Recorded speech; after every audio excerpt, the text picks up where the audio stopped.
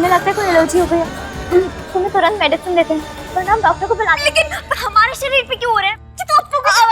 अरे नहीं नहीं नहीं, तुम हमेशा अपना ज्ञान झाड़ने लगती हो। डॉक्टर को बुलाने की जरूरत नहीं है। चलो अपनी तैयारियां करो। चलो चलो चलो, इसे हम देख लेंगे। चलो श्लोक भैया, इसका कोई इलाज है? बिना दवाई के ठीक हो सकता है? हीरा, हम एलर्जी की दवाई ले आते हैं, उससे तुम्हें तुरंत फर्क पड़ जाएगा। मम्मी, हम दवाई ले आते हैं, तुम पानी ले आओ। ये लो हीरा, खा लो इसे। नहीं नहीं, हमें दवाई नहीं ले सकते। रहने दो, अपने आप ठीक हो जाएगा, छोड़ो। नहीं मम्मी, हम रिस्क नहीं ले सकते, वरना एलर्जी और बढ़ जाएगी। अगर एलर्जी ज्यादा बढ़ गई ना तो एनाफिलेक्टिक अटैक भी आ सकता है, जिससे सांस लेने में बहुत दिक्कत होगी। हमें भी लगता है दवा खा लेनी चाहिए हीरा को।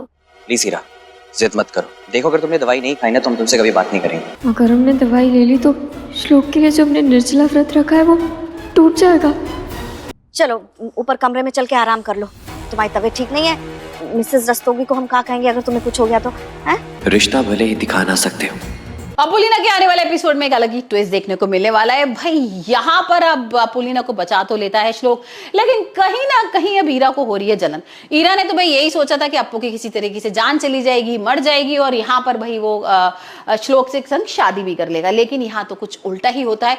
भाई अगर आपने मेरा ब्लॉग नहीं अभी तक सब्सक्राइब करे तो जाके करिए ना, यहाँ पर डिस्क्रिप्शन में लिंक दिया हुआ है। और मैंने वैलेंटाइन डे पर कैसे किया, क्या मनाया, किस किस ने मुझे गिफ्ट दिया, ये भी तो आपको पता करना है ना, तो जल्दी जाइए और भाई यहाँ देखिए डिस्क्रिप्शन में लिंक दिया हुआ है और जाके कमेंट, लाइक और सब्सक्राइब भी करिएगा। मैं जा रही हूँ डिटॉक्स वाटर, वैसे आपको बता दूँ हफ्ते में ना मतलब दो या 3 दिन हम लोग पी लेते हैं, तो थोड़ा सा इस बार ज्यादा गैप हो गया था तो मैं बात कर रही थी अपोलिना की। और भाई यहाँ तो कुछ एक अलग ही ट्विस्ट आ जाता है, किसी तरीके से यहाँ ईरा जो है पूजा भंग कर देती है। अब मैं आपको बताती हूँ क्या कुछ हुआ।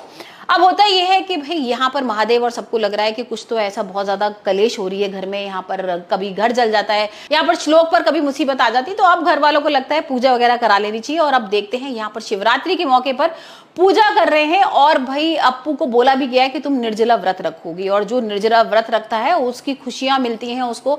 यहाँ पर जो पति की लंबी उम्र होती है और पति का प्यार भी मिलता है। तो ये सब चीजें ईरा भी सुन लेती है। अब ईरा कहती है ये वाला व्रत तो मैं ही रखने वाली हूँ। और अब देखते हैं ईरा क्या कुछ करती है। ईरा यहाँ पर भाई सांप लेकर आ जाती है अप्पू के लिए, जो उसे लगता है कि हाँ जब पूजा होगी तो वो उसको डस लेगा और मर जाएगी, जो कि पहले भी भाई ईरा ने सब कुछ किया है।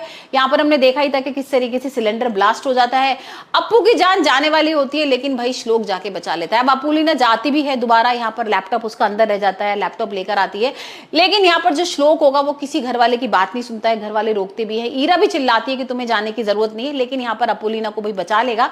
और अब देखते हैं सरस्वती साराना यहाँ पर इल्जाम भी अपोलिना के ऊपर ही लगा देगी।